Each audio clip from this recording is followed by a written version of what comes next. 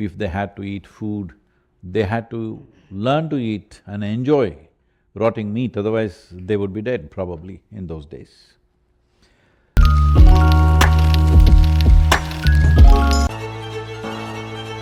What is the effect of fermented foods on one's ability to perceive? Is it something that we should avoid in certain cases? A recent study has shown that actually people that eat a large variety of fermented foods compared to a group that optimized fiber intake, that the group with the multiple fermented food components had a better gut ecosystem and less inflammatory markers from that. I would recommend to everybody is as important as to eat a largely plant-based diet is to incorporate several fermented foods.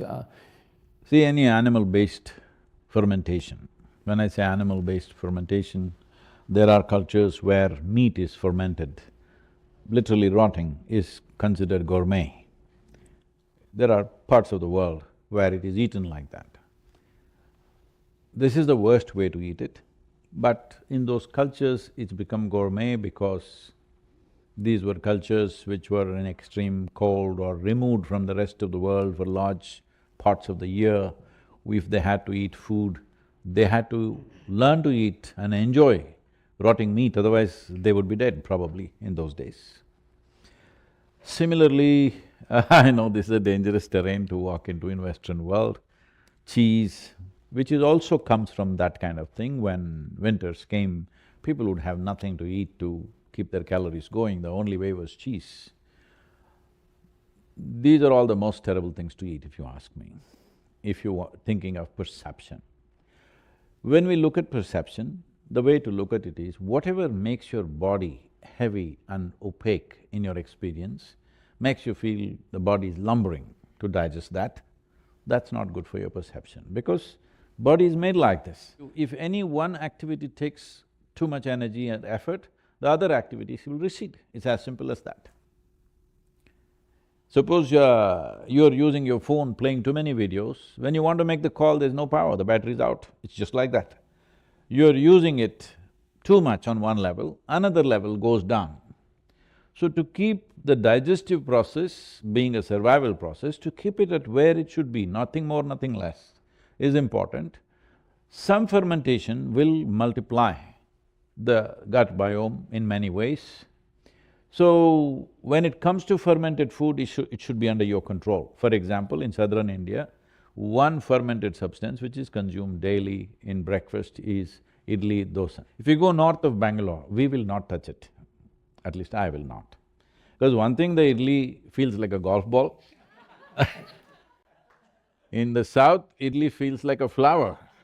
As you go north, it becomes a golf ball, you could play with it, and they don't know how to ferment.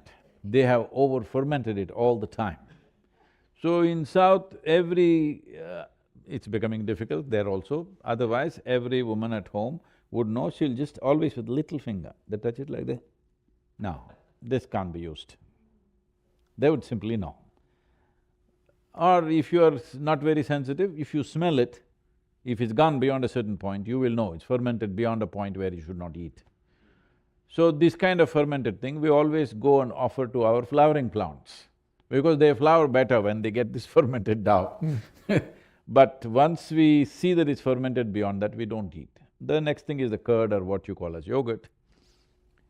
It is just overnight fermented, it must be still sweet. If it's becoming sour, little sourness is okay, if it crosses that, we won't eat.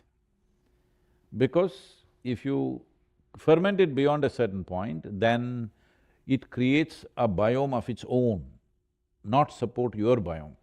Little fermentation adds fuel to the existing stuff that is… Your stomach or your alimentary canal is fermentation, but it is a certain… fermentation is a certain culture, all right? Is it the right word, sir? Yeah. It's a culture. Yeah. It is a certain culture. So you want to culture this in a certain way that's beneficial for you, not simply culture it whichever way. If your stomach feels like a beer factory, then what? You were talking about perception. If you're talking about perception, your stomach should send signals to become more and more alert and sharp. If it makes you like this, then where is the perception? So one thing is, any animal food which is fermented, we normally don't eat at all. If you must eat a little bit of curd, but that is only overnight fermented, 6 to 8 hours. If it's summer, just 4 to 5 hours. That's how we ferment, very carefully.